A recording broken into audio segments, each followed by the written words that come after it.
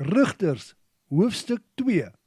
Daarvan Gilgal af het die engel van die Here na Bochum toe gegaan en gesê: Ek het destyds toe ek julle uit Egipte laat optrek het en julle na die land gebring het wat ek aan julle voorouers beloof het, vir julle gesê: My verbond met julle sal ek nooit verbreek nie. Julle mag egter nooit 'n vredesverdrag met die inwoners van die land aangaan nie, maar julle moet al hulle altare afbreek. Tog het julle glad nie na my woorde geluister nie. Hoekom? Verder het ek ook aan julle gesê: Ek gaan nie meer hierdie nasies voor julle uitroei nie, sodat hulle vir julle 'n struikelblok kan wees. Hulle gode gaan ook 'n struik vir julle word.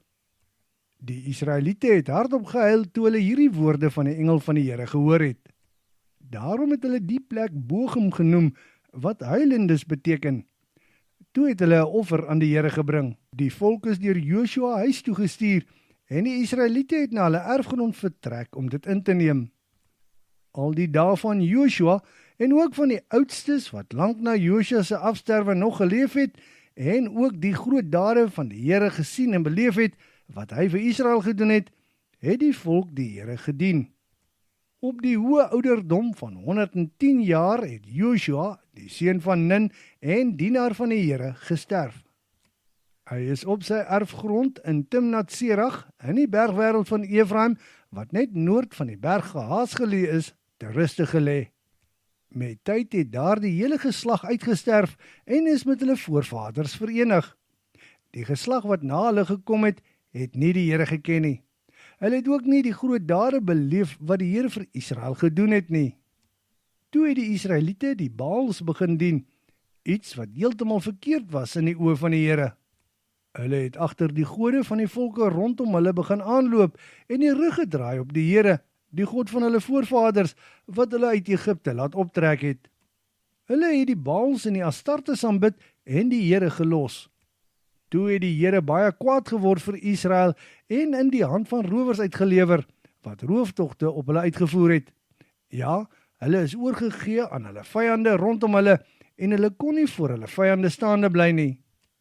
Presies soos die Here gesê en gesweer het, was sy hand teen hulle wanneer hulle uitgetrek het vir die oorlog. Tog, wanneer dit baie sleg met hulle gegaan het die Here rigters vir hulle verwek. Dan het die rigters hulle gered uit die hand van hulle vyande.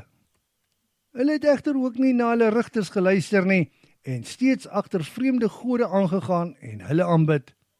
Dan het hulle nie lank gehou op die pad wat hulle voorvaders geloop het deur te luister na die Here se gebooie nie. Dit het hulle nie gedoen nie. En die Here was elke keer met die rigter wanneer hy een vir hulle verwek het. En gedurende daardie rigter se leeftyd het die Here hulle telkens gered van hulle vyande, want hy het hulle jammer gekry as hulle so kla oor die vyand wat hulle verdruk.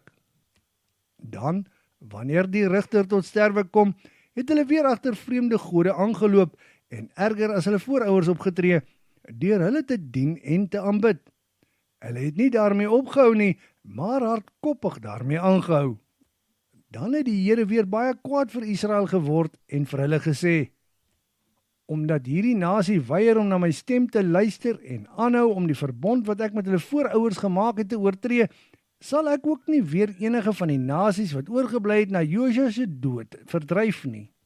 Maar ek sal Israel op die manier toets om te sien of hulle die paaie van die Here gaan volg en daarby hou soos hulle voorvaders gedoen het, al dan nie. Dit is dan die rede waarom die Here al daardie nasies laat oorbly het deur hulle nie dadelik uit te dryf nie. In Joshua se hand is hulle ook nie gegee nie.